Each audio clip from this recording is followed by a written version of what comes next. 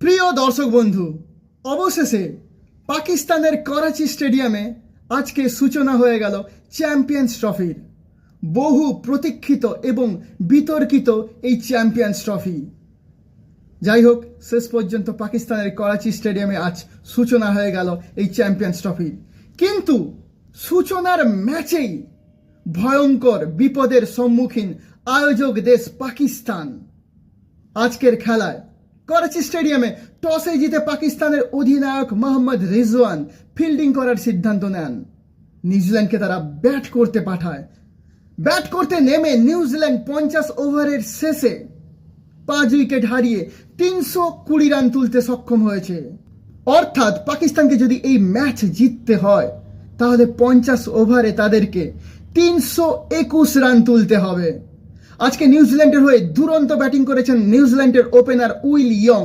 তিনি 107 রান করেছেন।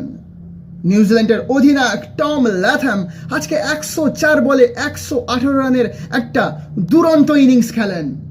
সঙ্গে সঙ্গে নিউজিল্যান্ডের আরেকজন দুর্ধর্ষ মারকুটে ব্যাটসম্যান গ্লেন ফিলিপস 39 বলে 61 রানের একটা অসাধারণ ইনিংস খেলেন। এই ইনিংসে ছিল 3টি 4 এবং 4টি ছক্কা।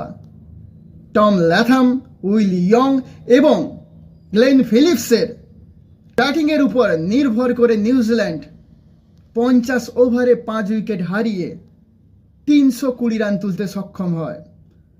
পাকিস্তান দলের পক্ষে আজকে বলার মতন বল করেছেন নাসিম শাহ, হ্যারিস রাউফ, দুজনে 2টি করে উইকেট নিয়েছেন। আবরার নিয়েছেন 1টি উইকেট। আজকে কি পাকিস্তান পারবে নিউজিল্যান্ডের দেওয়া 320 রানের লক্ষ্যমাত্রাকে চেস করে নিউজিল্যান্ডকে হারাতে?